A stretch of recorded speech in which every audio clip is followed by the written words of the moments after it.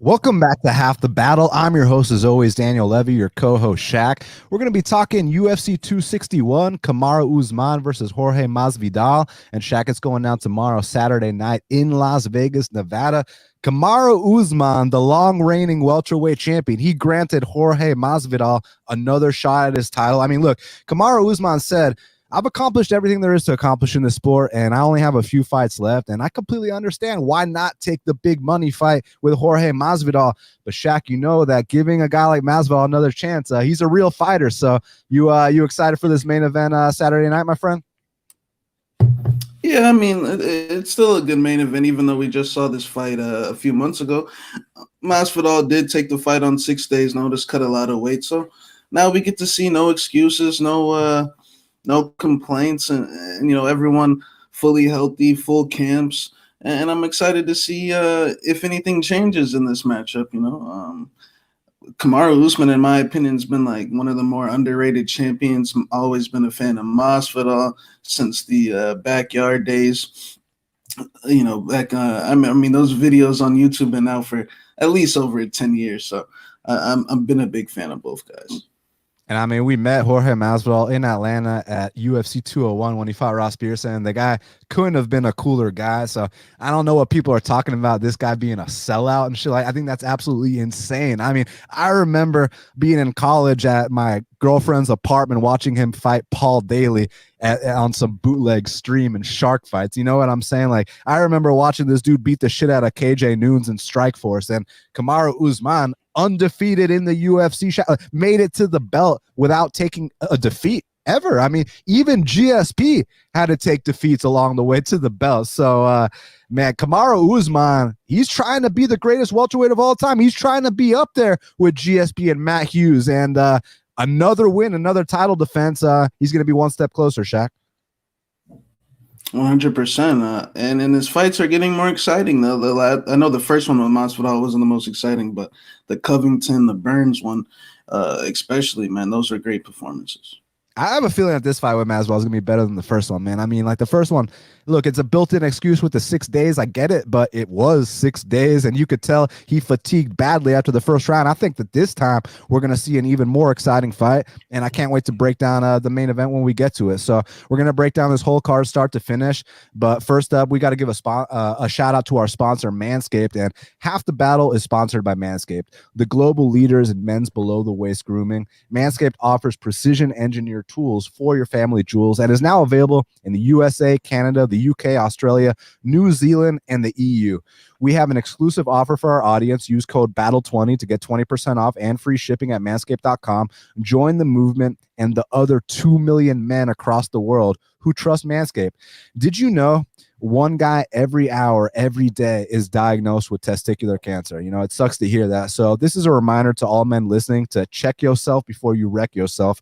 Manscaped, in addition to providing the right tools and solutions for safe and easy manscaping, has partnered with the Testicular Cancer Society to spread awareness for men's health and early cancer detection. So shout out to Manscaped for that. Together, TCS and Manscaped are committed to raising awareness for the most common form of cancer in men ages 15 to 35 and giving support for fighters, survivors, and families impacted by testicular cancer as part of their We Save Balls initiative. While you're down there cleaning up your sack, why not go ahead and give them a little investigation for lumps, changes in any size, or any pain? I think we can all agree it's pretty fun playing with your balls anyways. Manscaped recommends you check yourself once a month. If you do feel any lumps or swelling, give your doctor a call right away. In addition to checking yourself regularly, you want to make sure your sack is looking fresh and clean with the Manscaped Perfect Package 3.0. Inside the Perfect Package, you'll find products and liquid formulations that have been developed to turn your bathroom into a salon for your balls. All liquid formulations use only the best ingredients. Some of these liquid tools include the Crop Preserver, which is an anti-chafing deodorant for your balls, the Crop Reviver, which is a spray-on ball toner and refresher. The Perfect Package 3.0 also includes the anti-chafing performance boxers that keep your package feeling cool and fresh. Join the Manscaped movement and start taking care of your balls today. Get 20% off and free shipping with the code BATTLE20 at manscaped.com. Always use the right tools for the job. That's 20% off and free shipping with the code BATTLE20 at manscaped.com. 20% off and free shipping with the code battle20 at manscaped.com. And your balls will most certainly thank you, Shaq. Yeah, I couldn't have said it better myself. I agree. Use that code battle20. All right, so we're gonna break down this whole card start to finish. A little housekeeping note, man. I've been sick as a dog last 3 days, but there is no way in hell I was gonna miss out and not show up here for the fans. So my voice ain't the same as it normally is. That's why, but it does not matter because this is for the fans and the fans only. Oh, not only fans though, right? No, but first up in the strawweight division, we got a matchup between Ariane Carnelossi. Soriso is her nickname. She's 12-2. She's taking on Liang, who's 15-4.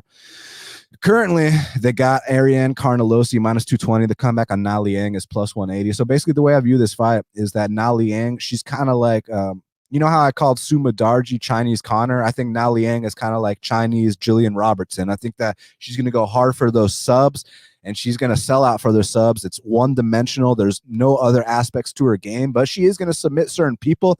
But the people that stand up to her and don't get entangled in that web are going to break her for sure. And Ariane Carnelossi, one thing about her, firstly, she's absolutely jacked. If you look at her photos coming into this fight, like, holy shit, is she on a good program? And she kind of reminds me of Jessica Andrade a little bit, loves to swing big bombs, and oftentimes power will override technique in these women's divisions, except here it's not about power and technique because Liang doesn't really have much stand-up, so it's really striker versus grappler in this spot. And I heard Ariane Carnelossi is actually a brown belt, so I don't really have much evidence of how Ariane does if she gets taken out or she gets her back taken, but knowing that she's a brown belt, knowing she's training with the right people, I think she can come out here with the right game plan. And if she can keep this fight standing, she is going to bully Liang and possibly get a finish along the way. So I'm going to go with Ariane Carnelossi to win this fight, Shaq. Liang, like you said, pretty much a one-dimensional grappler, sells out for the arm bars.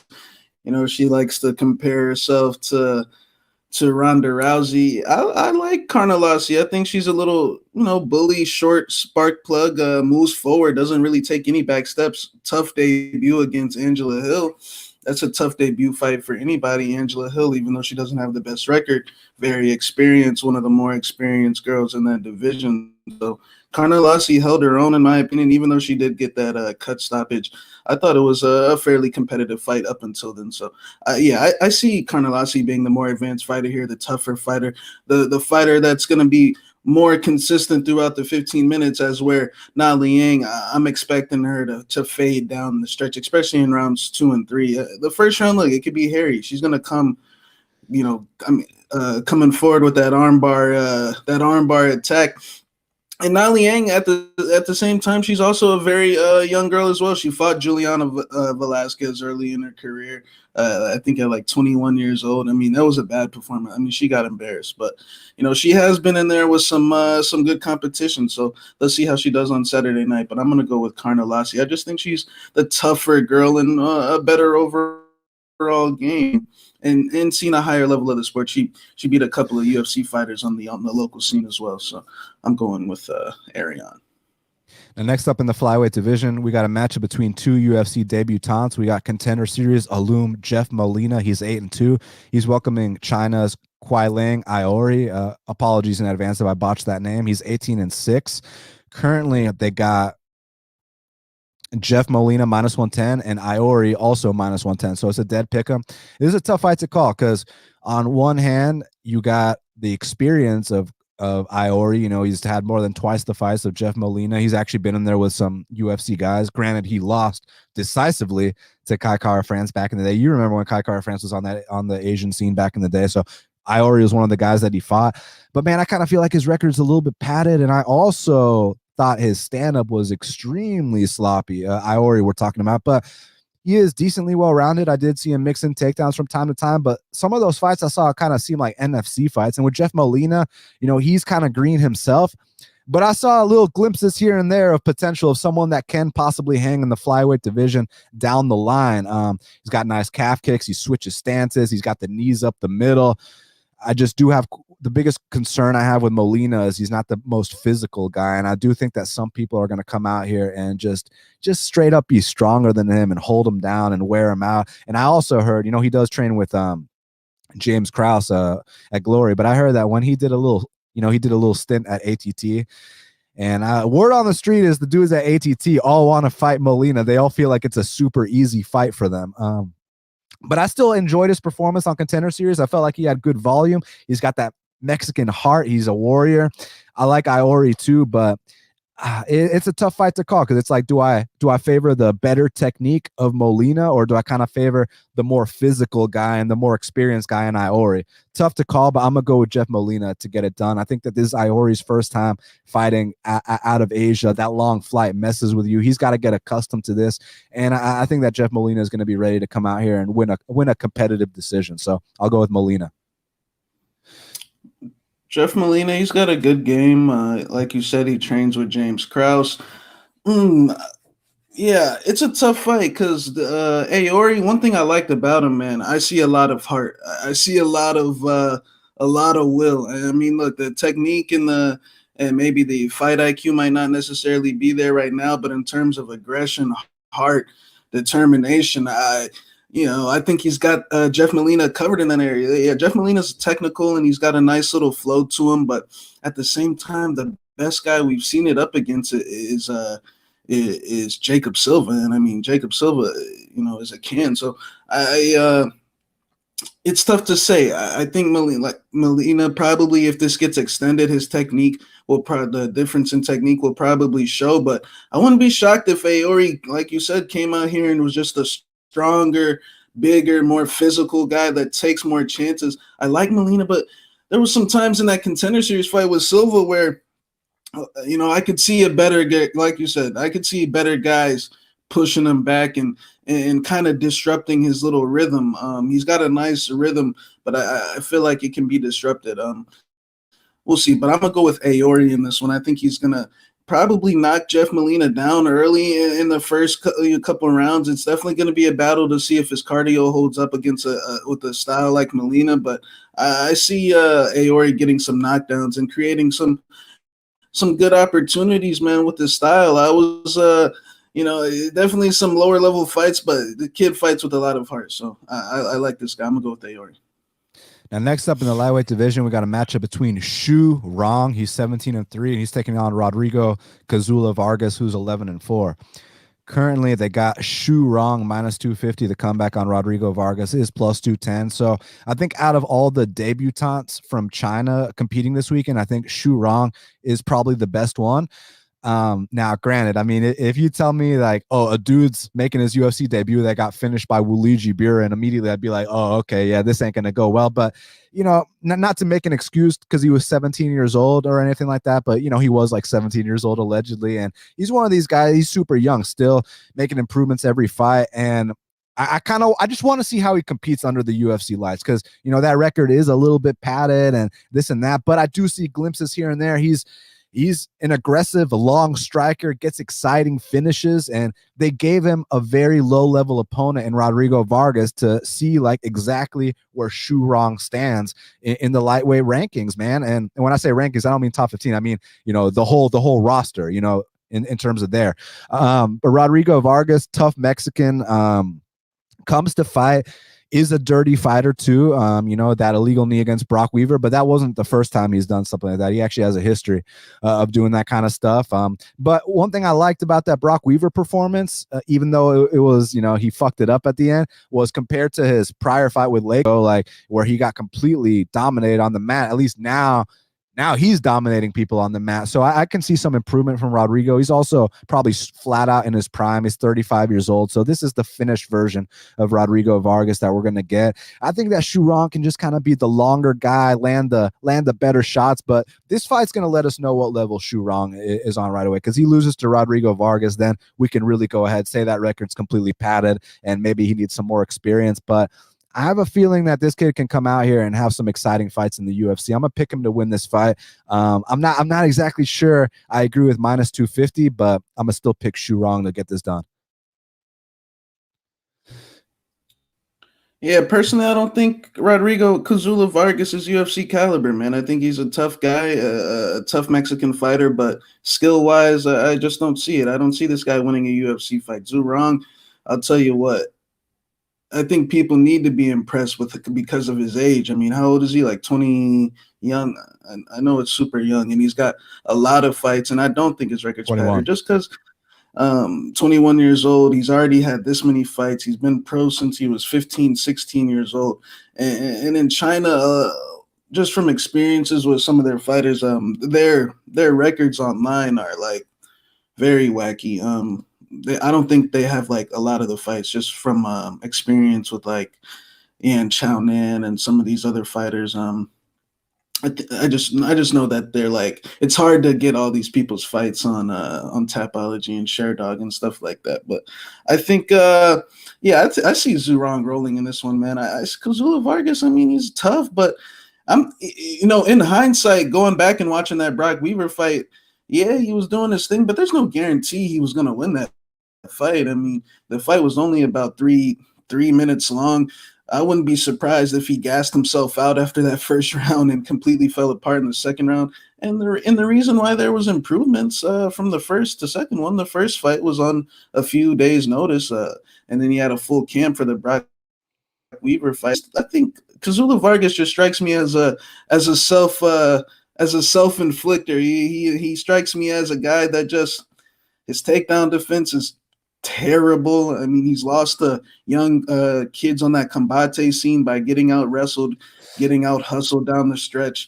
I see this being a tailor-made opponent for Zurong. You got to be impressed with what Zurong's done. I mean, he fought a 17-4 Brazilian guy not too long ago. Very tough fight. You know, a fight that you need before you get into the UFC at 20 years old, or maybe even like 19 at the time.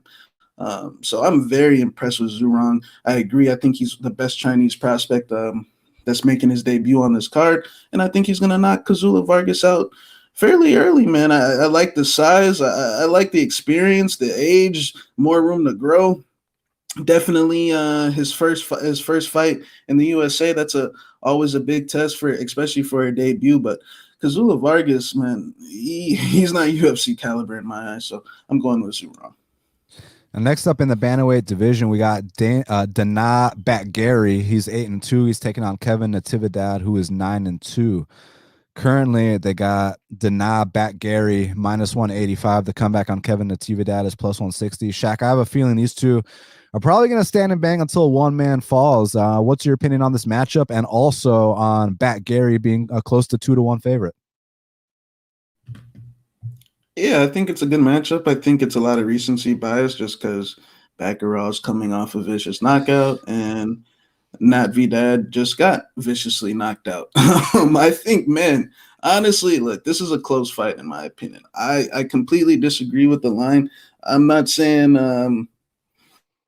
Kevin Natividad is going to come out here and whoop Dana Batgerel's ass or anything like that, but I think that Kevin Natividad fought the way tougher guy in his debut fight. Miles Johns, as far as I'm concerned, is a good fighter. And you know, Dana Batgerel did his thing against Guido Connelly for sure, but Guido Connelly's like pushing 40, no more steroid, or he's 41 actually. Exactly, he's over 40, no more steroids. I mean, Guido Connelly is a jobber. And then he lost to Haile Alateng the fight before that. Good fight of the night for sure. Definitely a good fight. But I'm not so sure that he's this much levels above Natividad. Natividad seems like a straightforward boxer, you know, power in his hands, but he also took his fight on short notice against Johns. I think we're going to see the better full version of him here.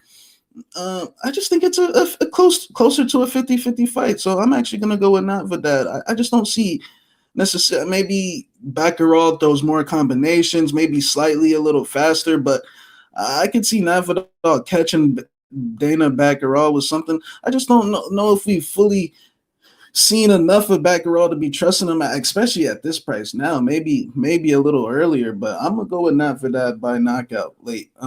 I think that I heard he's got a mental coach now. I heard he's you know what happens when these dudes start seeing these shrinks, they start having the best performances of their career. So I'm gonna go with Kevin Natividad to knock Batgerel out. I don't know how, but I just don't see the gap in between them like that. I don't think Batgerel's a bad pick at maybe like -130, 140, but I just think the line's too inflated at this point.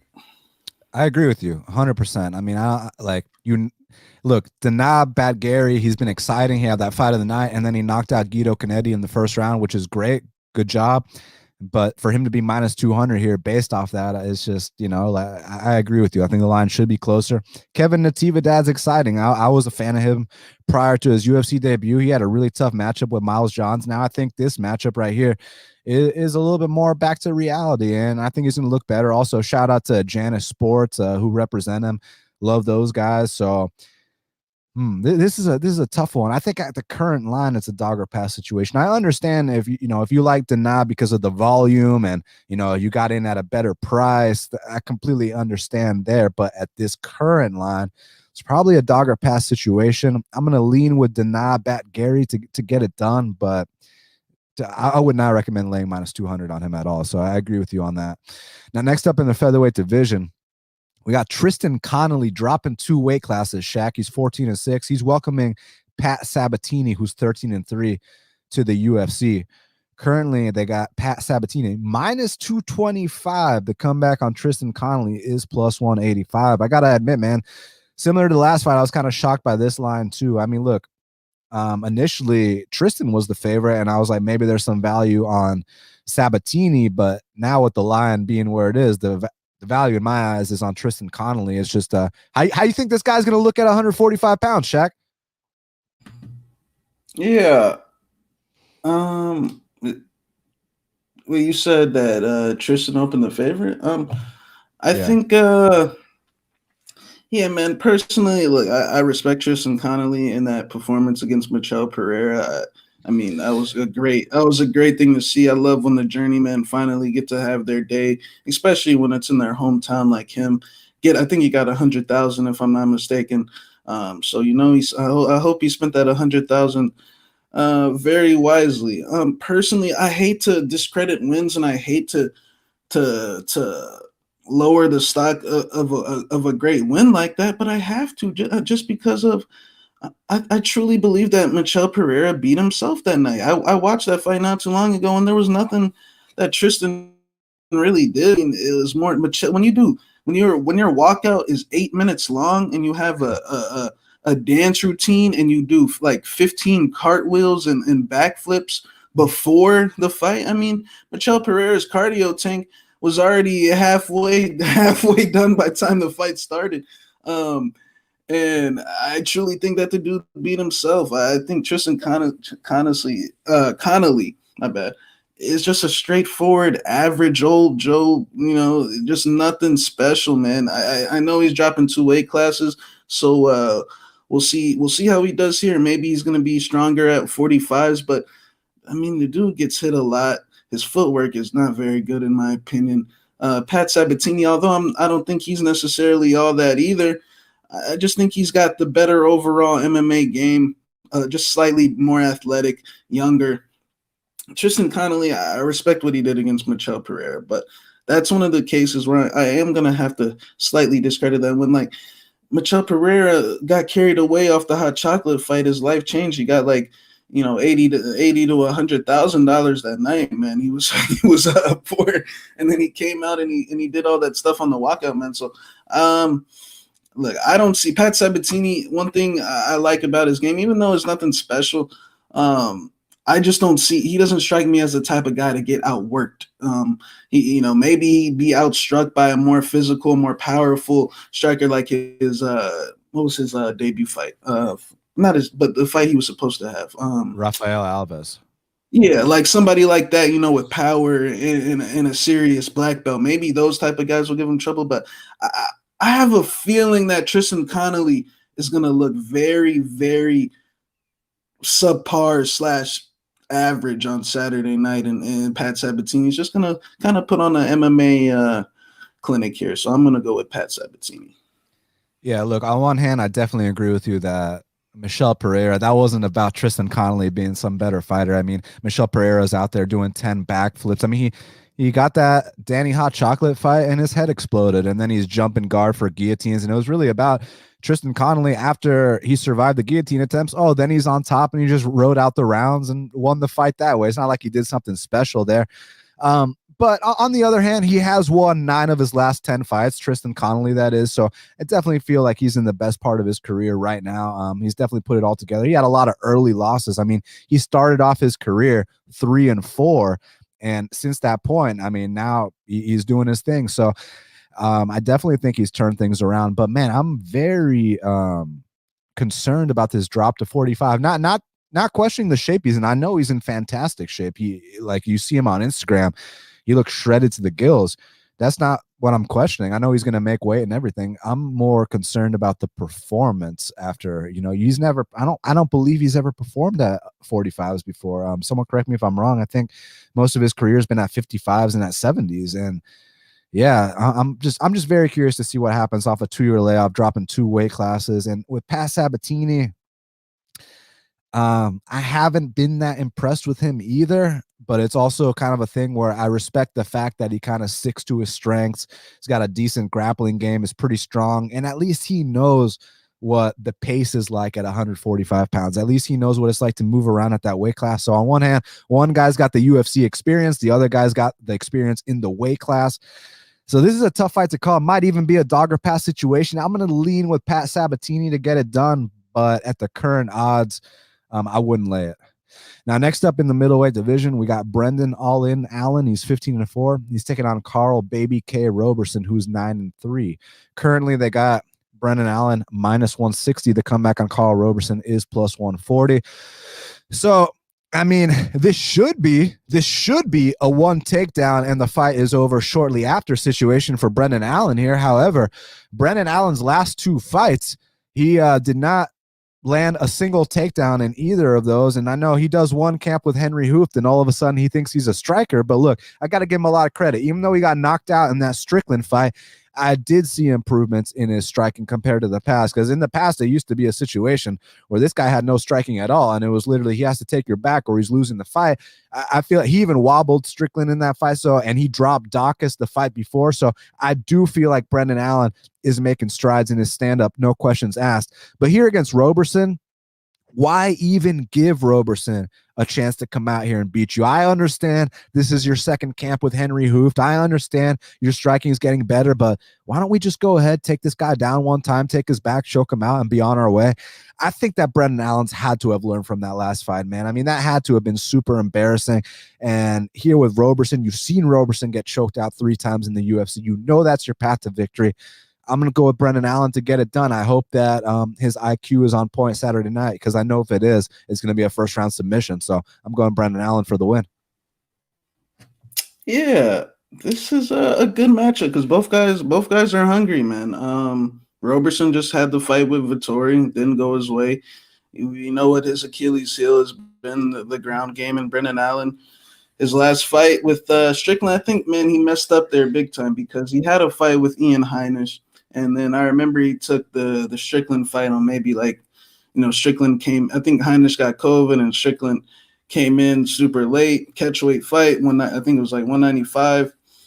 And I think Brendan was still on it because, him and Ian had words or whatever. And I mean, it was funny because I was honestly very close to betting Brendan against Sean, but I passed, man. And what I didn't like was kind of his attitude, man. Like his attitude came off as like very cocky, and he said, did he learn from the Strickland fight? From what I heard, he says the Strickland fight was a fluke. So hey, we'll see. Brendan, I don't know. He's look, I think Brendan's definitely got the edge in the grappling, but I have a feeling that it's going to be a little harder to get Roberson down for this fight. I don't really see Brendan on the same level as a Glover Teixeira or a Marvin Vettori or even a Cesar Matante Ferreira. I mean, all 3 of those guys I just consider better black belts than Brendan Allen. But look, Brendan's super young, super talented. He's got the great camp behind him now. I'm sure there's going to be improvements. Roberson's still training at whatever gym he's training at, and Roberson, man, he just kind of strikes me as one of these guys where, like, man, there's potential, but he just strikes me as one of these what I like to call can't get right guys. And one of the can't get right guys, those are the Andres, the Jordan Espinosas, the Robersons. You know, it's like there's some things, some good tools there. It's just I don't know. They just fold when things don't go their way. Look, I think Roberson's last fight definitely wasn't a good look. Even though Marvin Vettori's number 3, he missed the weight. And I think he kind of just got caught up in the whole, look, when you're fighting Marvin, it's a war zone. I mean, just look at Kevin Holland wasn't doing none of that laughing and playing when he fought Marvin. There is no games when you're fighting Marvin. And I've honestly think Roberson's seen a way higher level of the sport than Brennan as well. And the hesitancy with Brennan at chalk here is just I've seen Brennan Allen so many times, even on the local scene in the past, just sometimes he'll hit these walls and just like completely fall apart, man. Even like when he fought Fluffy Hernandez, when he his last fight, I thought his last fight was kind of bad, man. I mean, he just kind of was sitting there plotting forward and getting pieced up the entire time. I actually thought he didn't have much of any success in that fight, man, to be honest. But I'll still pick him for the win here. Roberson just makes constantly too many mistakes, just kind of falls apart when he does get on that mat a little tired. But I think it's going to take a little bit more than just one attempt to get him down. I mean, you got to believe Roberson, they're coming to correct that flaw in his game after all these times, man. So I'm going to go with Brennan, but I'm going to say by like a battle, like a close decision. Roberson still's got enough potential to keep me away from fading him, but we'll see. And I mean, Roberson's got some big calf kicks, some big power in his hands. If Brennan can't get him down, these odds could switch into Roberson's favor, honestly, in my opinion. So I'll go with Brennan, but I'm going to say by close decision. And next up in the welterweight division, we got Dwight Grant. He's 10-3. He's taking on Stefan Sekulic, who's 12-3. Currently, they got Dwight Grant minus 220. The comeback on Stefan Sekulic is plus 180. So the thing with Dwight Grant is he's got vicious knockout power. I mean, this guy can launch people across the room and just dead people with one shot, and that's the best thing about him. The issue with Dwight Grant is that the volume isn't quite there. He's also getting up there in age. He's almost 37 years old. So he can definitely be outworked, and at times he underperforms against people that he should look a lot more impressive against. Like even the Zach Otto fight, despite me thinking that Dwight Grant maybe got robbed in that fight, like I still expected more. I wanted a first-round knockout against Zach Otto. The Alan Jouban fight, I'm a big fan of Alan Jouban, but like I wanted a first-round knockout there. I didn't want a split decision there. So sometimes he kind of underperforms in these fights, and then other times the D-Rod fight, I kind of felt like he knocked D-Rod out and then woke him up with the follow-up shots, and then he got knocked out. So, there's been some sketchy moments. The thing with this Stefan Sekulic guy is, he's got the karate style. He can grind a little bit. He's decently well-rounded, not the best athlete in the world, but I think it's kind of a situation where he's Dusko Todorovic's main sparring partner, and I think Dusko is the star in that gym, and I think Stefan is kind of like the Gian Vellante to the Chris Weidman type ordeal. I think Stefan Sekulic is the guy that Dusko beats on every day in the gym. Listen, I do think Dwight Grant's going to come out here and probably catch him. Stefan Sekulic is actually coming off a jaw surgery, and Dwight Grant's like kind of one of the last guys I want to test that jaw coming off the surgery to see how it's doing. I'm going to go with Dwight. It's just that if Dwight doesn't throw for whatever reason, because sometimes he's got very low output, he's getting up there in age. If he lays an egg this fight, he can get outworked by anyone. I mean, I saw Zach Otto beat him, right? So Stefan, like if you're betting Stefan, you're just praying, hey, don't get caught. Let's outwork this guy and you win. But I do think he probably gets caught somewhere along the way. So I'll go with Dwight Grant to get it done, Shaq. Well, I think a couple of things, man. I think, you can't always knock out Alan Jouban in the first round. I mean, only a couple of people can say they've done that, man. So, I don't think you should be necessarily expecting that. But I think Stefan Sekulic, man, is just, he all right, he all right. Just, decent, nothing special, solid MMA game. Definitely fought the good, European level competition. Dwight Grant, hey, his volume didn't look good for as long as that fight lasted with Rodriguez. I mean, he almost got him there. I think he just, pulled that typical mistake where, you burn yourself out trying to go for that finish and didn't have nothing left. And D-Rod, D-Rod, they say he's undefeated in the streets and in jail. So, D-Rod came after him right after that happened and got him. And let's not forget that Zach Otto fight. Another key thing we can't forget is the fight was in Milwaukee, and Milwaukee wasn't going to let their hometown boy go home without a win that night, and they gave Otto that decision win. And then his fight is before the D-Rod fight, man, he was off for a while. Like he had like a big smorgasbord of injuries, Dwight Grant, from the Juban fight. So that was his first fight back in a while. I think he'll be in a better groove of things. And Stefan Sekulic just strikes me as the type of guy that he knocks out. Lefty, nothing necessarily that blows you out the table. I think he'll be able to time his counters against this guy. This kind of fight kind of reminds me of his Carlo Pedersoli fight. Like Sekulic is going to think that he's doing good, and Grant's going to give him that false sense of security, and then out of nowhere, those long arms. I don't know what Dwight Grant's reach is, but his arms are long as hell, and that's why he's able to time, and his timing for these overhand rights, man, is deadly. So I see Dwight Grant knocking Stefan Sekulic out in the first round, man. I think this is just a nice opponent for him. Not a Juban, not a D-Rod, not a even a Carlo Pedersoli. A lot of that Serbian MMA. I don't know if you've seen, but some of that stuff down in Serbia ain't the best. So I'm going with Dwight Grant. Now, next up in the welterweight division, we got Randy Rude Boy Brown. He's 12-4. He's taking on Alex Cowboy Oliveira, who's 22-9. Currently, they got Randy Brown -145. The comeback on Alex Cowboy is +125. Very, very good fight here. Very exciting fight. This should be chaos while it lasts. Randy Brown, obviously a bit of a long striker. I think that he's rounding out his game. He's got some good stuff off his back as well. I think he's getting better in all areas. With Alex Cowboy, very physical guy. I mean, he's got that one-punch knockout power. He gets you up against the clinch, some of the most brutal knees that you've seen in the welterweight division. I think that Randy Brown's last fight, I mean, I picked Luque by knockout there because Randy doesn't really check the calf kicks, and Luque was just a bad matchup for him. And there was also some stuff going into that fight that, Randy made a couple rookie mistakes, and I don't think he's going to make those mistakes here. I mean, I know exactly what they are, but I'm not supposed to talk about them, so I won't. But bottom line is, I think he's going to show up the best version of himself Saturday night.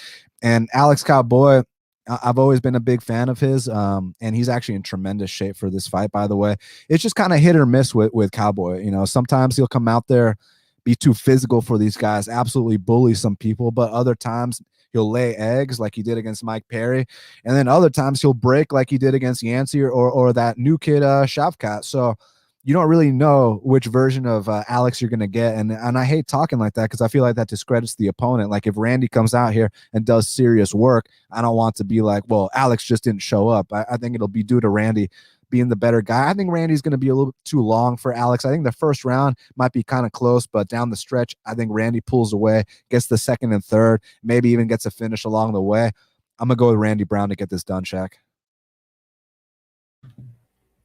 Yeah, I think Randy was on a good streak, but Luque, he is like top 7, 6, if I'm not mistaken. So honestly, no shame in taking that loss.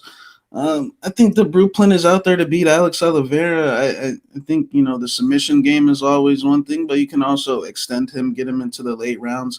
I mean, he doesn't win too many third rounds. The Dalby fight, he lost the third round. The Max Griffin fight, he lost the third round.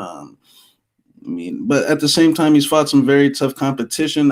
He does actually. I did see a picture of him. He does. Apparently, he had some stuff going on in the Shavkat fight with his son or something like that. I think it said his son went to the hospital like the week of the fight or something like that, and that's why he missed weight and all this stuff. So yeah, I wouldn't be shocked if Alex did win this fight. Look, I think just like you were saying, it's kind of hard to trust Alex. I mean, you can kind of say the same thing with Randy a little bit too. I mean, he did have that nice one over Warley Alves, the Barberina fight. Those are, it seemed like he was on a good streak, but we can't forget the time he got knocked out when he was on top. We can't forget some of the, even like some of his decision making in the past and some of his fights, he's kind of, what was the fight he had? Mickey Gall. Yeah, I'm tripping. He at times he'll pull a couple of blunders in there. So yeah, I slightly lean Randy as well. I just think he's younger. And he's got the style to pop, keep Alex at bay, especially in rounds 2 and 3.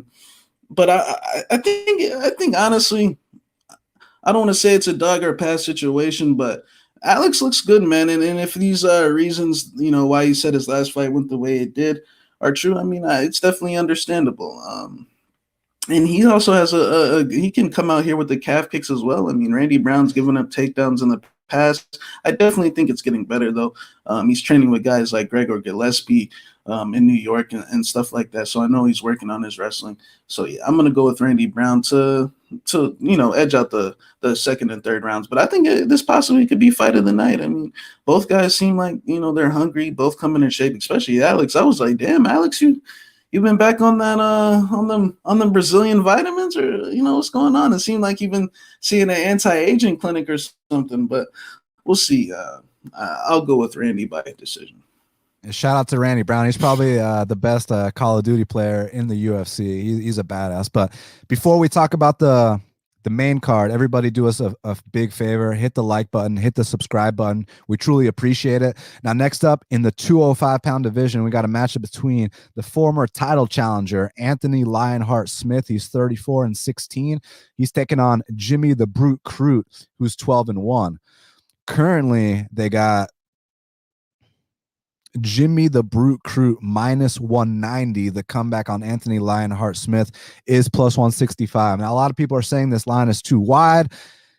I personally disagree, and here's why. Listen, I got all the respect in the world for Anthony Lionheart Smith. I think he's a tremendous fighter, and the fact that he turned his career around, he got to the position, he got to a fight with John Jones. If you would have told me that guy that was barely hanging on to a single leg against not what was that guy's name that he fought? The Brazilian, was it Leko or Laleko or some shit? Hold on, let me see what the guy's name was real quick. You know exactly what I'm talking about, though, Shaq. Yeah, Laleko, Leonardo Guimarães. Remember when he was hanging on for dear life to that single leg in that third round? If you would have told me that guy was going to make it to a fight with John Jones, I would have said you're absolutely out of your goddamn mind. And man, Lionheart, the name says it all. So I got so much respect for him. Jimmy the Brute Crute, I've been high on this kid since I first saw him on Contender Series, knocked that guy out easily. And then I went back and watched some of his regional fights. He already had the 5-round experience. Comes to the UFC. He's well-rounded. He can knock people out. He can submit people. He's a black belt in jiu-jitsu. His wrestling is on point, too. He's already taken his first L. He's already made his rookie mistake. He's already pulled his stunt. And he's learned from it, and the good news is he's just a kid. He's only 25 years old, so I feel like he's maturing. I feel like we're not going to see a rookie move this time because he already made that rookie move, and he's already learned from it. And here, for Anthony Smith to win this fight, it's going to have to be like the way Anthony Smith wins all these fights, which is a comeback win. When Anthony Smith finishes someone early, it tends to be, no disrespect, but it tends to be washed-up legends, which, great. Hey, go out there, handle them accordingly. I love it. But against the younger guys, it tends to be kind of comeback wins. And basically, I don't see Jimmy Crute, making that bonehead mistake in the third round and getting subbed or doing anything like that. I think that he's going to be able to take down Anthony Smith, be on top of him, neutralize him completely. And on the feet, I think the calf kicks are going to be there. I think he can go upstairs. And I think that as long as Jimmy doesn't have some kind of mental lapse, doesn't make some kind of young mistake, I think that he's going to not just beat Anthony Smith, but I think that it's going to be, if it goes to the scorecards, I'm thinking 30-27, 30-26. If it's a finish, I think it's going to be on Jimmy Crute's side. So I'm going with Jimmy the Brute Crute to get the biggest win of his career here Saturday night. Yeah, I mean, look, this is a big test for Crute. Anthony Smith, former title challenger, beat Ozdemir, beat Gustafsson. I mean, the resume, speaks for itself. But yeah, man, I was actually impressed with Crute. I mean, he's very strong. He's got well-rounded as it gets. He's got jiu-jitsu. He's got power in his hands. He can kick. I mean, he's kind of a full package. Yeah, that Serkinov fight. I mean, look, in hindsight, if he loses this fight, I guess we'll say dudes that lose to Serkinov, hey, you probably shouldn't be betting. But I mean, because Serkinov ain't won no other fights. I think, yeah, I got Jimmy in this fight. I like Anthony Smith. I think he was kind of overachieving a little bit throughout that stretch. And it's kind of come back down to reality. It just seems like these newer, younger, fresher guys with less damage are out here. But even the guys with the more damage, like Glover, definitely did their thing against him. Devin Clark's just a step down from these guys, and he still got taken down. Yeah, that's the path I see. I think that Jimmy Crute can come out here and hold top position against Anthony and kind of win the minutes, similar to Alexander Ratchik. As long as Jimmy doesn't do anything stupid, I think he's gonna win. Younger, just I don't want to say necessarily hungrier, but just he's got a lot of tools. And Anthony's striking is very average. It's very slow, nothing special. He's just a guy that, like you said, the comeback wins. If you want to call anybody the Homer Simpson of MMA, I think Anthony Smith is a good candidate. But Anthony, the only concern I have for Crute is, can he beat Anthony up for 15 minutes? Look, Anthony Smith is a very tough boy, and he's not going to quit. Can Jimmy Crute go 15 minutes without getting his legs swept? And I don't even know what choke Misha Serkinov had him in there, but nah, man, I think he's going to win this fight. I just see Anthony Smith just kind of being a lesser version of himself. And just his style, he gives up the takedowns. He likes to, in that Ratchik fight, he was even going for some sacrifice throws. You know what happens when they're going for sacrifice throws. I mean, that means the way that means they're on their way out here very shortly. But I respect Anthony Smith, one of the realists in the game, and I think it needs to be mentioned just because, like, Anthony could have been light heavyweight champ. Like he could have been like, oh my God, I'm hurt, like Aljamain Sterling. And unfortunately, like my boy King Kong, I don't know if you saw King Kong Romanov this past weekend, but there was some big acting going on. But Anthony Smith, he didn't take that way out like Diego Sanchez and these other guys, man.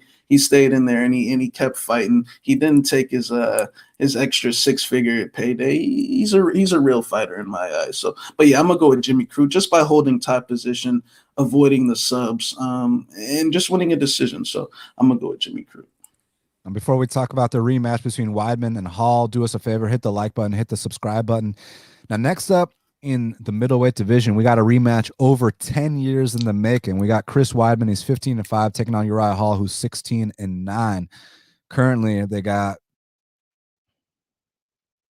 Chris Weidman minus 125. The comeback on Uriah Hall is plus 105. So you got to lay the chalk on Weidman to bet him here.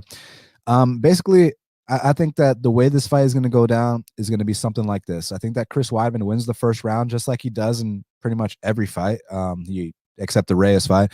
Pretty much every fight except the Reyes fight, he always wins the first round. He's got amazing takedowns, that single leg. You already know about that Weidman single leg, one of the best single legs in the game. And I think that he's going to dominate Uriah Hall in the first round. The issue is that Weidman tends to fatigue as fights carry on. And one thing about Hall, he might not have the best volume. Sometimes he underperforms, but like he is one of these guys that you start to gas out on and he will just land that one shot to close the show. And I think that's exactly what he's going to do here, man. I think that just like the fight against Jocko, Uriah Hall got dominated that first round on the mat. I think he's going to get dominated the first round on the mat here. Look, maybe Weidman comes out here and finishes him again in the first round. There's definitely that possibility. But if that does not happen and this fight starts getting extended, Weidman's gas tank, I know he said in his interviews, hey, this time I've been working on it more. But it's like, dude, you've lost like 5 of your last 7 fights or whatever, all by knockout. So talk is cheap is all I got to say.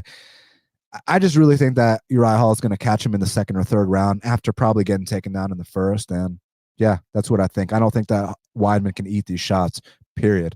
So Uriah Hall's got the better gas tank here. He's got the more power, and I think he's going to win this rematch Saturday night, Shaq. Yeah, man, I'm looking forward to this fight because I've kind of been a Uriah Hall fan as of late. I like his resurgence. I mean, there's been many times where everyone's thought Uriah Hall's been done. And he finds a way to just keep peeking his head in and staying relevant. So props to him. Chris Weidman, I mean, he had a hell of a fight. His last performance against Omari, going toe-to-toe with the Russian like that at his age and at the state in which he was in his career, that was very impressive. We know Omari Akhmedov is known for gassing in the late rounds, but we know Uriah Hall is known for turning up in the late rounds. So it's a tough fight because I do see a path for Weidman to win just by simply outworking him, out pushing him against the fence, being the aggressor. Uriah Hall gives up the center a lot in his fights, and it's tough to say because it's like sometimes it's very frustrating, but like you said, if his opponent gets tired, I'm telling you right now, Uriah Hall is one of the last guys you want moving forward on you while you're tired. I mean, his timing is very hard to pick up. And one thing I don't like is on these single legs for Chris, man, he kind of doesn't throw anything before it. He kind of just shoots the naked single. And who's known for timing those spins, and who's known for timing those knees up the middle.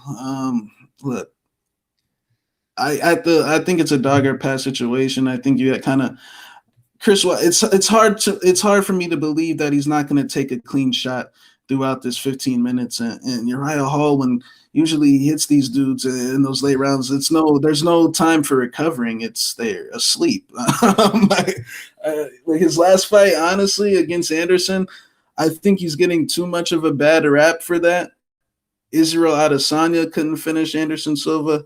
Derek Brunson couldn't finish Anderson Silva. DC couldn't finish it. Like when these dudes fight Anderson, it's like they don't want to hurt him. They don't want to hurt him right off the bat, man. Like let me get some rounds in first with the legend, with one of the goats of the sport. Like I'm not trying to be in here for a couple minutes. Like, I think these guys are a little starstruck. So I think he's getting a bad rap for that. People, I just see a lot of people holding that against him, saying like he was losing rounds to a 43-year-old. But I'm like, I mean, does it really matter if he's losing rounds? Because what happens when he lets his hands go. I mean, someone's going to get knocked out. So yeah, I think that if Chris avoids the KO punch, I see him winning the decision. But I just Omari Akhmedov is nowhere near the level striker as Uriah Hall. Omari swings big, sloppy overhands, while Uriah is going to be keeping things technical. The timing's just a lot better. So yeah, I agree, man. I am going to go with Uriah Hall to knock out Chris Weidman here. I think it's going to be unfortunate because I think Weidman's going to be – it's like the Jacare fight. Man, Chris looks so good. He was doing his thing. Like, he can still be the champ. But it's like he got caught. Man, I think he might be crying early stoppage on Saturday night. But we'll see. I'm going with Uriah.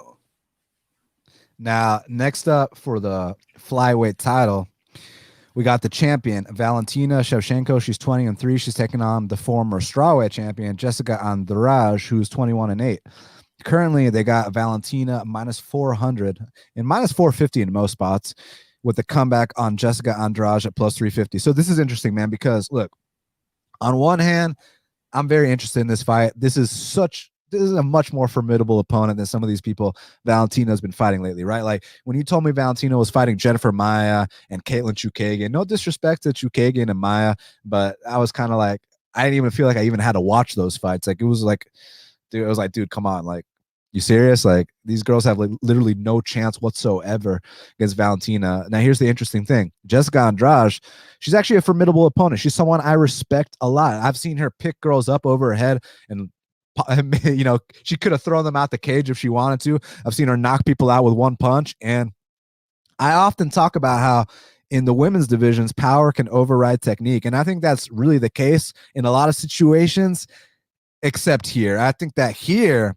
technique is going to override power. I think that here, despite, me saying what I said about the Chukagian and the Maia fights, where it was kind of like a foregone conclusion that Valentina was going to win. And here I'm actually more intrigued because I respect Jessica Andrade a lot. I respect anyone that steps in the cage, but Jessica Andrade is a former champ. I've seen Jessica Andrade do badass shit for a very, very long time. So I'm definitely watching this fight. I'm very intrigued. But actually, I think it plays out a little bit easier for Valentina than those fights with Chukagian and Maia, where I didn't take them as seriously. And the reason being is the strength Jessica Andrade has of just eating every shot you throw, but then she comes at you with something even more powerful, and that's great. But against Valentina, I don't think that's going to work, man. I think against Valentina, you don't want to eat these shots, man. And I think also that Valentina can get this to the mat. I think that Valentina, again, eating clean shots and, you know, throwing back with something harder is perfect against most of these girls. It's just not going to work against Valentina. And I honestly think that this fight is not going to go 5 rounds. I expect this to end under 3. So I'm going to go with Valentina inside the distance here. I think that Jessica is too open to getting hit. And as much as I love her and I respect her style, and that's why this is going to be an exciting fight. And yeah, Valentina's shown some, maybe the takedown defense ain't the best at times. We saw Jennifer Maia win a round, but in some of these fights, you don't respect the opponent as much. I know that you get up for a Jessica Andrade fight, and I think she's finishing Jessica Andrade Saturday night. So I got bullet Valentina here. And for the record, I thought Jessica beat Rose the second time. Yeah, I disagree with that. I just watched it. Rose definitely won those first 2 rounds. Look, I think Andrade just gets hit too much. Unless she can hurt her to the body or get a slam KO, yeah, I agree. I just see Valentina being too technical, too disciplined, too tough to reach at range. Andrade, like the Weili Zhang fight, kind of was just charging forward recklessly with the punches and her chin up in the air. It'll work against like 90%, like not more than 90% of girls. Honestly, it's just that top tier, the Zhangs, the Rose Namajunas, the Valentinas. It's probably not going to work. So I think. Yeah, I agree, man. I got Valentina here by domination. I just think she lights Andrade up. Andrade, look, she's tough, and you got to deal with that forward pressure. But yeah, I agree. I think she's just open to a lot of strikes that someone as disciplined like Valentina will capitalize on. So yeah, I think Valentina. And after this fight, they need to do either do the Nunes trilogy or let the winner of Zhang and Namajunas fight her. Co-main event of the evening for the strawweight belt, we got Weili Zhang. She's 21-1, and she's taking on the former champion Rose Namajunas, who's 9-4. Currently, they got Weili Zhang -200. The comeback on Rose Namajunas is +170. This is obviously the title fight a lot of people are looking forward to the most on this card. Should be very, very exciting. Weili Zhang, man, she's really, really impressed me because every single fight, I feel like we see something new, man. Her UFC debut against Daniel Taylor, you kind of saw that she had a little bit of the jitters, but, she still kind of grinded out that win. Next fight against Aguilar, I mean, just destructive first round finish, handled it accordingly. Then all of a sudden she's fighting Tecia Torres, and you see what happens when these girls that aren't ready for Tecia Torres step in there. And Weili Zhang passed that test. Okay, here's your title shot. All of a sudden she gets a title shot against Andrade, knocks her out in under a minute. Well, here's the greatest strawweight of all time.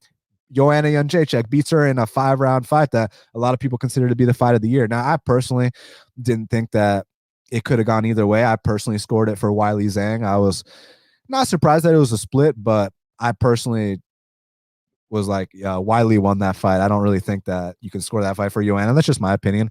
But more importantly than who you scored it for, I thought that it was just more examples of the evolution in her game. We've already seen some elements on the ground. We've seen some pieces of her power, but to see her get into pocket exchanges with Joanna Jędrzejczyk over 5 rounds, like, I feel like that just leveled up Weili to that next level. And now she's taking a full year off, and I expect even more improvements. Whereas with Rose Namajunas, we see flashes of brilliance, especially in the early rounds, man. Her footwork is great. She's got fantastic speed. She's got some power to go along with it. She's got an opportunistic submission ability, no questions asked. She's a very talented athlete, Rose Namajunas. My issue with Rose is down the stretch when things get tough, she doesn't respond as well. Like that Jessica Andrade fight. I mean, look, you're probably right that Rose won those first 2 rounds, but I did not like that response in that 3rd round at all. And in a 5-round fight, it's just gonna consistently get worse and worse for Rose Namajunas. And I do think that Weili Zhang is gonna pull away and possibly get this finish somewhere in that 3rd, 4th, or 5th round. Yeah, I do see those first 2 rounds being kind of competitive a little bit. Maybe not, man, because I mean, Rose Namajunas retired after she got slammed in her head. She said the pressure of being the champion was too much, and then she came back, and even though she won those first 2 rounds, she broke again in that third round. And this whole breaking in late rounds thing, this is nothing new. I was in attendance in Atlanta, Georgia, when I cashed that plus 215 on Karolina Kowalkiewicz to go out there and beat Rose Namajunas. She broke her in that third round too. By the third round, Weili Zhang is going to break her. Fourth and fifth, it's going to be insult to injury. I think there will be a finish, and I think Weili Zhang is going to come out here and still be the champion Saturday night, Shaq. So, and still. Yeah. Look, I think Weili Zhang, for where she is now, I mean, just says only 4 or 5 fights in the UFC. It already says like what type of talent level she is, and what she's done has been remarkable, man. This is going to be the toughest fight. Look, and honestly, I got Weili as well. I'll go ahead and say that. I think honestly, Weili is the better fighter here. The only concern I have is she does get hit with a lot of right hands, and I have seen her do a couple of little chicken dances in there. But at the same time, that's the only thing I could really say. I mean, as long as she does not get caught here early, because look, I know she just had this great fight with Joanna, but look, that fight was coming down to the wire, and she was like pretty much the same price she is here now. That fight definitely came down to the last minute, seconds. So yeah, and the reason why I bring that up is just like MMA math, Rose kind of struggled with Andrade. But, one thing I'll give credit for Rose, I have never seen Joanna Jędrzejczyk technically outgunned, movement-wise, maneuver-wise, just as much as she was against Rose Namajunas. So I will say that Rose definitely it's gonna be tough in the early goings, man. But yeah, I mean, it's no secret Rose gasses out. That's been an issue since like the Carla Esparza days, since the Carolina days. It's surprising because she lives in Colorado, but I think it's just because she puts a lot of energy in her punches, and more so with the Andrade fights, I think she was putting out a lot of offense. Andrade is very hittable, and it's very easy to think for someone like her that she's going to knock her out. I don't really see that with Weili. I think she'll play things more safe, more technical. So that's why I think it's probably going to be a little bit of a tougher fight for Zhang. But I like Weili's just her heart, man. Her like in that Joanna fight, even when she would get rocked with some of those punches, man, she would just answer back and keep coming like as if nothing happened. Like she would eat that damage. Hopefully she can eat that damage here again, because look, I think people get very emotional when it comes to Rose Namajunas for reasons. And it's something I've noticed a lot. Like even back when she fought Joanna the first time, when she knocked her out, like people get very emotional. Just for, obvious reasons, the whole Pat Barry thing and the whole, whatever comment she said about the communist thing and all that good stuff. But look, man, I wouldn't play into too much. Like Rose, she likes feeling like this, man. She likes feeling like everyone's against her, and I don't, But anyways, man, I just think Weili's got more heart down the stretch. As long as she doesn't get knocked out in the first couple of rounds, I think she wins. Probably even gets that finish. I think she can just make Rose maybe even grapple more. Joanna Jędrzejczyk is kind of a one-dimensional, just point Muay Thai fighter. And I feel like Weili Zhang can grapple her more, clinch her more, to kind of get her to exert that energy to slow cook her down for those late rounds. But, Weili Zhang is a beast, man, a serious competitor. Like this girl, you have to kill this girl to beat her. So I'm gonna go with Weili Zhang to get it done here, as long as she doesn't get knocked out in the first couple rounds. So I'm gonna go with Weili Zhang to retain her title. And if the MMA gods are listening, my wish list for the fight I really want to see, if you can make it happen, MMA gods, please let us see Weili Zhang versus Yan Xiaonan for the title in China. Like that would just be so epic, and I gotta see that fight. So Yeah. Now, before we talk about the main event, everybody do us a big favor. Hit that like button, hit that subscribe button. We truly appreciate it. Main event of the evening for the welterweight belt. We got Kamaru, the Nigerian nightmare Usman. He's 18-1. He's taking on Jorge Gamebred Masvidal, who is 35-14. Currently, they got Kamaru Usman minus 470. The comeback on Jorge Masvidal is plus 334. So you almost got to pay basically twice the price you had to pay last time. Last time was like minus 230 or so. For Kamaru Usman, and I thought he did a fantastic job. Listen, there's the built-in excuse of the weak notice, but I think that's a legitimate excuse. If you watch how the fight played out, Jorge came out hot and heavy that first round. He was landing some good shots, but he kind of fatigued, and Kamaru was able to grind it out. I definitely think that Jorge is going to look better with a full camp. It's just, is better enough to win this fight? That's the big question. Most likely not. However, the biggest criticism for Jorge Masvidal throughout his career, it's never been about his chin. It's never been about his durability. It's never been about his takedown defense. It's always been about the fact that he gets up to these big leads, and then, his famous quote, gets robbed more than a 7-Eleven. The guy loves to coast, and I can see him having a better start here than he did the first time. The first time he won a couple of minutes of the first round, then kind of fatigued. I can see him doing good here in the first and the second round. But eventually, we all resort to our old ways, and I know that he might start to feel a little bit comfortable. It might start to coast. You coast against a guy like Usman, he is going to outwork you completely. But Shaq, hear me out on this. What would you think about if Jorge Masvidal came out here and actually knocked out Usman in the first round, and then they have a trilogy? We've seen some crazy shit in MMA, so that really wouldn't surprise me if that happened. I got to go with Usman, obviously. I think that he's one of the best welterweights of all time. I actually think he's very underappreciated. His work rate's absolutely ridiculous. And the fact that he's already defending his belt and he's never even taken that first UFC L, that's something that all the welterweight champions didn't do. Even the great GSP lost to Sarah and Hughes. Even, Matt Hughes had a couple, L's along the way. I'm not even going to bring up Woodley, but you remember that Rory McDonald fight and the Jake Shields fight. So it's one of these things where Usman is actually on the path to being one of the greatest welterweights of all time. I'd actually put him second on the Mount Rushmore, right there with GSP. I think he's that great. It's just one of these things where it's on one hand, why give Masvidal a chance to beat you when you already outclassed him for 5 straight rounds? But on the second hand, it's this guy brings in the money. You already said publicly, Usman said publicly in his interviews, hey, I only got a couple fights left. My body's falling apart. I've already beat everybody in the division. Let me get these last few fights. That's why he wants Masvidal and Diaz. Then he wants to balance. I understand. Get that paycheck. But Masvidal is showing up for this one, so that's what's going to make it a great fight. Look, I do think that Usman pulls away down the stretch, but I'm not just ready to ride off Masvidal, who I think is a serious competitor. When Masvidal loses fights, he rarely gets dominated or blown out the water. It's mostly he'll get off to a big lead and then coast. For the most part, that's how most of his losses go down. I know Toby Amada a million years ago got him with that inverted triangle, but I'm saying most of these UFC L's are close competitive fights. Rustam Habilov, I thought that could have gone either way. Lorenz Larkin, that was a very close competitive fight. A lot of these fights can go either way. So he's in there in most of these losses. I think he's going to give a good account of himself these first 2 rounds.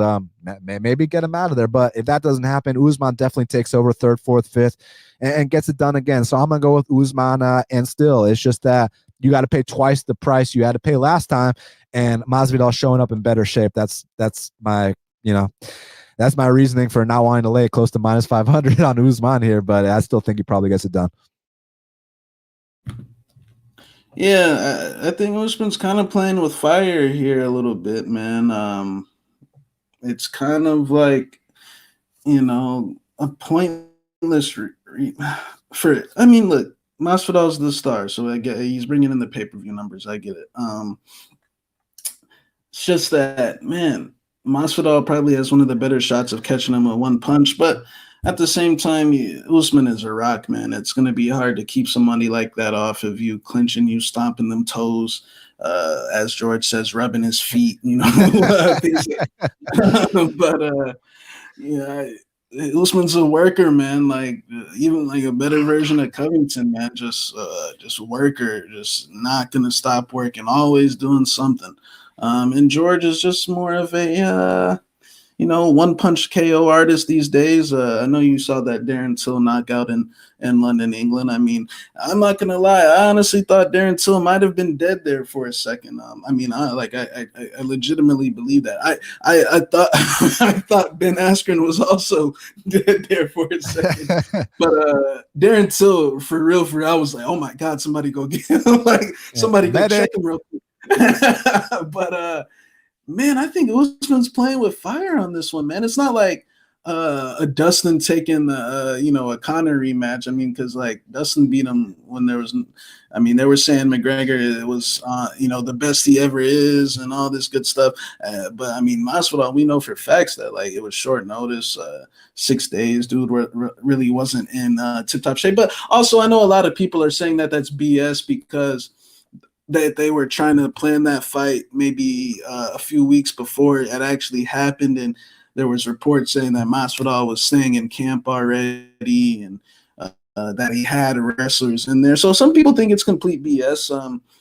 And we'll see. And I disagree with the whole George being a sellout thing. Look, do I think that he went Hollywood? Yes. I mean, look, he's a star now. But selling out and going Hollywood is two different things. I don't think that he sold out like to his friends or anything like that. I just think the dude's he's a star now, man. Real quick, not to interrupt you, but yesterday after the press conference, Masvidal literally let every single person that was in the arena take a picture with him. So I mean, what is that? That's a sellout. Like I mean, stop. He's still a man of the people. You want to talk about a sellout? No, and look. I've seen Masvidal and guys like Woodley in the hotel settings, man. And there's a difference. I've seen who was kissing babies and taking pictures and who wasn't. So tell him. I think I mean Woodley, you can't even approach him fight week. I mean, it's like a security team around him, like. Don't touch him. Move. Like they're telling people to clear out the way and don't even look at him. Yeah, don't even look his way or you'll get in trouble. But nah, man, I think Usman's playing with fire, man. I think look, he's gonna be my pick to get the win, but I think it's a dog or pass situation. Like I think if you're ever gonna fade Usman, this would kind of be the time just because the odds are so wide and George has a full camp.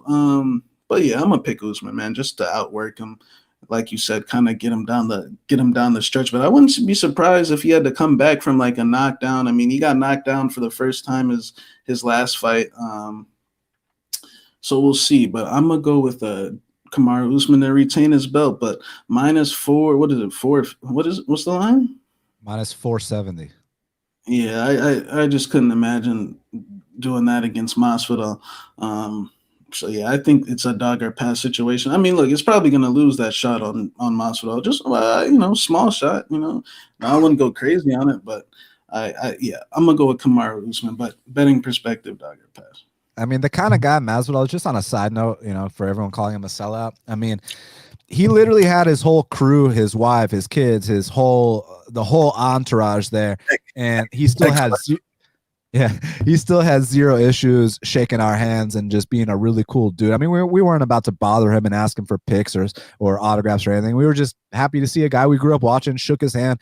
I asked him if the under 2.5 in the Ross fight was a good bet. He said don't take that bet. So thank you, George, for the betting advice. He saved me a losing bet there. So I think that he's a great guy. So I think y'all got to chill with the sellout talk. I mean, he just let everybody stand in line and take pictures of them yesterday. So y'all got to stop with that sellout talk.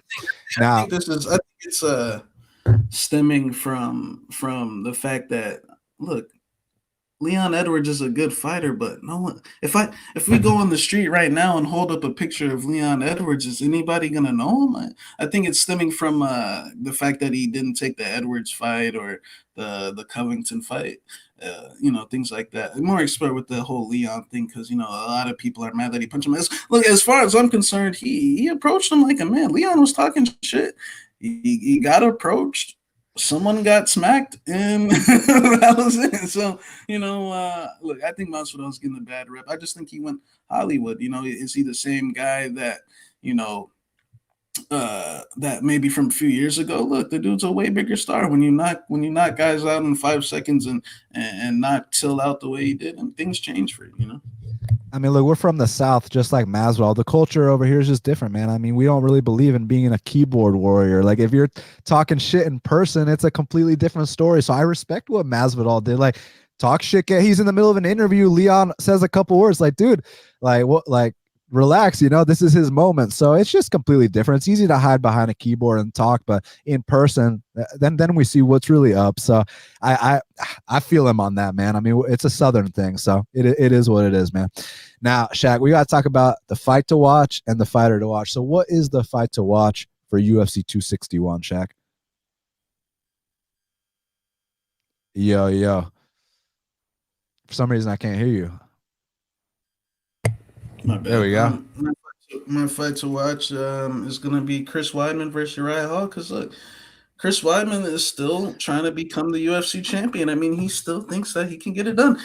He said it again, Daniel. He said that he is a bad matchup for Adesanya. Now, look, I completely disagree, but he thinks he's a bad matchup for Adesanya. And if you think you're a bad matchup with Adesanya, I mean, you better not be losing to guys like Uriah Hall. So, I think that fight, and especially for Hall, I mean, this is another opportunity for him to get a win as an underdog, and to climb the rankings again. Since he's been at Fortis, I believe he is undefeated. So that's my fight to watch. Chris Weidman's definitely a legend, but Uriah Hall's kind of a legend too. I mean, he's got some of the more.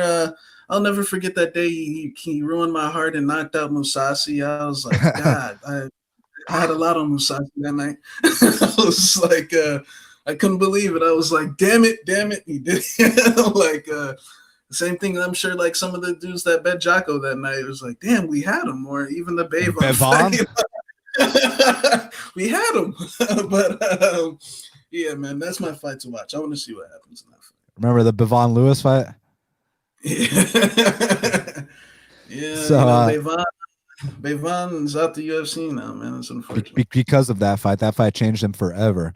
Because you remember the aggression he had in that fight, and then it was taken from him that night. Now, my fight to watch is the co-main event between Weili Zhang and Rose Namajunas. I mean, stylistically, it's just such an incredible fight.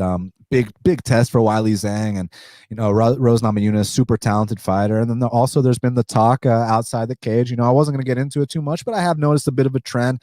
Fighters making certain comments. Kevin Holland talking about dildos. We saw what happened. Our good friend Jared made a couple regretful comments about Nurmagomedov. We saw what happened. I think a similar fate might happen to Rose Namajunas Saturday night, but regardless, I'm so intrigued by this fight, and I can't wait to see what happens. So that is my fight to watch. Now, Shaq, who is your fighter to watch for UFC 261?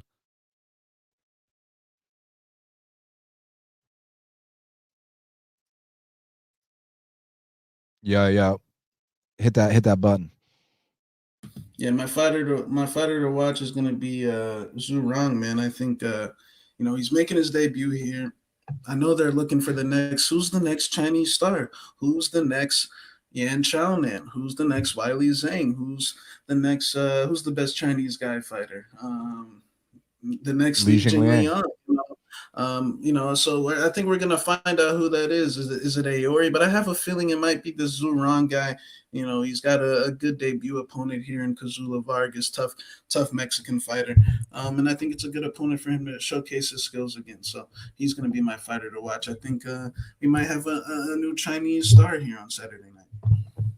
I agree. My fighter to watch is Jimmy the Brute Crute. Look, I've been high on this guy for a very long time. I've always thought he had the well-rounded skill set and the toughness, and he already took his first L. He already made his rookie mistake. I want to see him come out here and get his second chance against another top 15 guy, and I want to see him come out here and pass this test with flying colors, man. I think that Anthony Smith, despite how tough he is, I mean, I'm a huge fan, but I think the blueprint's been laid out on how to beat this guy for years. I mean, he's lost 16 times, for Jimmy Crute, this is going to be a huge win in his career to have under his back pocket, under what's the expression I'm looking for? Have it under the mantle. You know what I'm saying? Just a win over Anthony Smith in this day and age goes a long way in that division to get you up towards the top. And I think if Jimmy Crute handles this accordingly, he will be one of the guys that we're talking about with the Rakic's, with the Reyes's, with the Jiris. I talk about Jamal Hill like that, and I want to see Jimmy Crute join that category. So I think a win here over Anthony Smith, and he's right there. So my fighter to watch is Jimmy the Brute Crute. So want to thank you guys so much for checking out this special edition of The Battle. I think they wanted some quick PFL picks. We can just do really quick, no analysis needed. Just real quick, Shaq, who you got, Pettis or Clay Collard? Pettis. I got Pettis as well. I mean, as long as he doesn't box, right? No, I got Pettis. Lance Palmer or Bubba Jenkins? Real quick, Bubba Jenkins beat him in wrestling, but there's punches and kicks and knees and elbows here. Palmer. I got Palmer as well. Marcin Held or the former two-time champ Natan Schulte? Schulte. I got Schulte too. And then Tyler Diamond, the D1 wrestler, taking on a guy we're very familiar with, Sung Bin Jo. I got Diamond too, and I think that might be I think he might handle him there. And then last but not least, Brendan Loughnane taking on Shimon Moraes. Ooh, man. I just recently heard about that fight. I didn't even know they were fighting until recently. Man, I used to like Moraes, but damn, his chin just like fucking went through the roof. But I heard he's training at Fight Ready now, man. Oh, really? Yeah. So if he could, I don't know if he could work on that cardio and that chin can correlate with him, man. Who knows? We'll see. But I'll go with Loughnane. I'll go with Loughnane by decision. Listen, the testing is a little bit different in PFL. You just told me Fight Ready. I'll go with Shimon Moraes. Let's see what happens. So I hope you all enjoy the fights. Thank you guys so much for joining us on this very special UFC 261 edition of Half the Battle. Really appreciate it. Give us a like and a subscribe. Thank you so much. Follow Shaq at MMA Genius 05. Follow me at Best Fight Picks. Go to bestfightpicks.com. Subscribe to Half the Battle on iTunes, SoundCloud, YouTube, Stitcher, Spotify, all the places where we are available. We'll be back for the next card. Shout out to our sponsor, Manscaped. Go to manscaped.com. Use the promo code BATTLE20 for 20% off and free shipping. We truly appreciate it. Thank you so much to all our fans for being here with us, for us. Thank you guys so much. And until the next time, let's cash these bets.